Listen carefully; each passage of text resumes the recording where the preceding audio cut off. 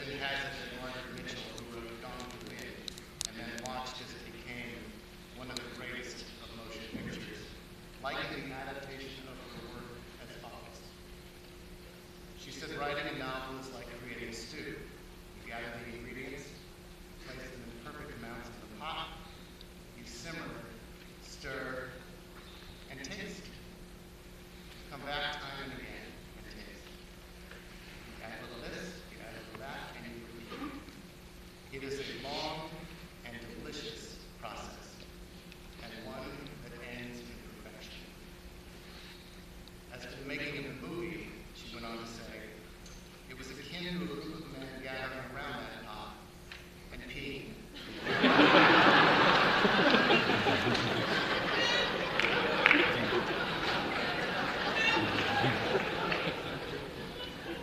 Well, tonight we gather to prove one so brilliant wrong, and to celebrate the similarly reluctant release of P.L. Travers' beloved tale, thanks to the unbridled vision of Walt Disney. And to do so here in the Chinese theater makes it practically perfect in every way. For it was nearly 50 years ago that Mary Poppins premiered right here. It was here that Julie Andrews flew effortlessly and elegantly into our hearts. It was here that supercalifragilisticexpialidocious entered the lexicon. It was here that we learned to love to laugh, to feed the birds, and to go fly a kite. To mark this moment in history and this new telling of the tale, we have with us one of the year's finest creative ensembles. It will be the honor of the director to introduce them to you. He is a writer first, films like A Perfect World, Midnight in the Garden of Good and Evil, films both directed by Clint Eastwood. His rookie effort in directing a big screen story was The Rookie. And of course, he went to paint on this giant silver canvas stories like The Album and The Blind Side. He is also a great friend to the AFI, and at the conservatory we have a course that the faculty consider the heart and soul of our Masters of Fine Arts program.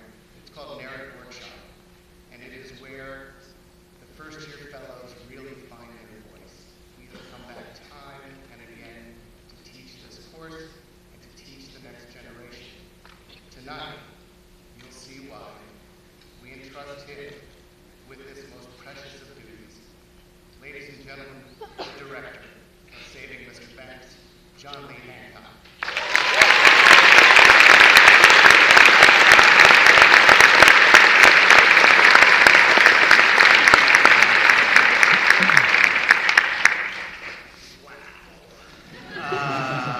That was beautiful, Bob. I had something similar to say about being here before, Bob. It's so much better. My life just keeps folding around, almost like in Mary Poppins. It seems what's happened all happened before. 50 years ago, there was a premiere here for Mary Poppins. About a year ago, we were here filming a recreation of that premiere, and here we are again. So it all just feels right. And I'm not sure how I keep kind of bumbling and bouncing my way into these perfect situations, but I've done it yet again, and I'm a very, very fortunate person for that. I have a list of people who think, I'm going to keep this brief. When I saw the schedule flow, I saw that I had 3 minutes, and I'm a director that likes to stay on time. I don't want the studio breathing down my neck, so I'm going to move this along. First, AFI, what can I say? I love this film festival. I love the Institute. As Bob said, I taught there and have really, really great memories. And so it seems appropriate for me somehow to be here.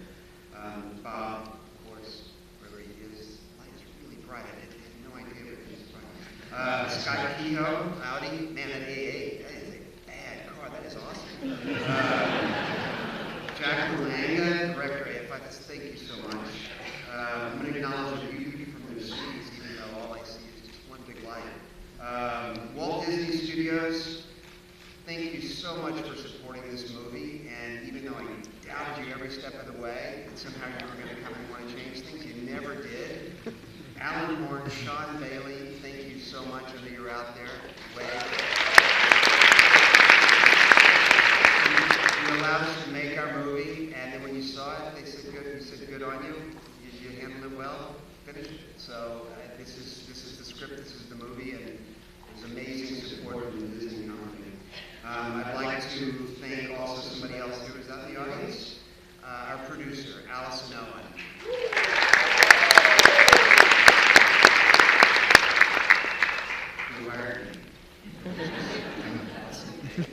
And what a great partner in this. She's been every step of the way.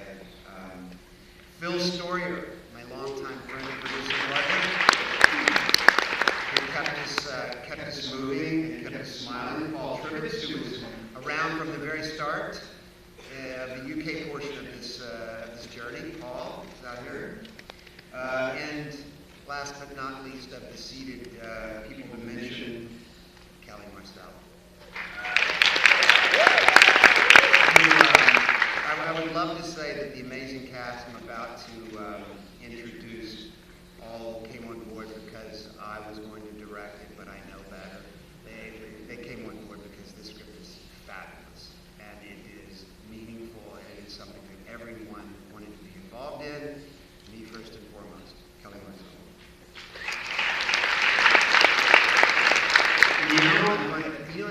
When we were in London, there was a screening, and I tried to come up with little clips about each actor and the cast, and I'm not very good at it. You know everything about all these people. That's how fortunate I was to have this cast. You know them as well as I do. You know their work.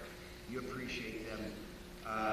So I'm going to just call their names out, but I will say first and foremost that you've seen the poster, you've seen the names, you know how fortunate I am to have a talented group like this, and to play every day with them. It's just such a blessing, and being around them every day not only made me a better director, it made me a better person. That's the people they are. And I'm going to call them up here one by one. Playing Don DeGrati, Bradley Whitford.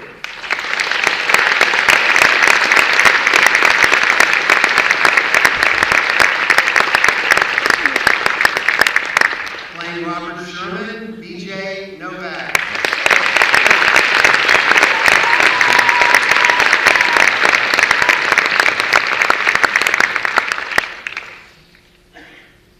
Playing Richard Sherman, Jason Schwartzman.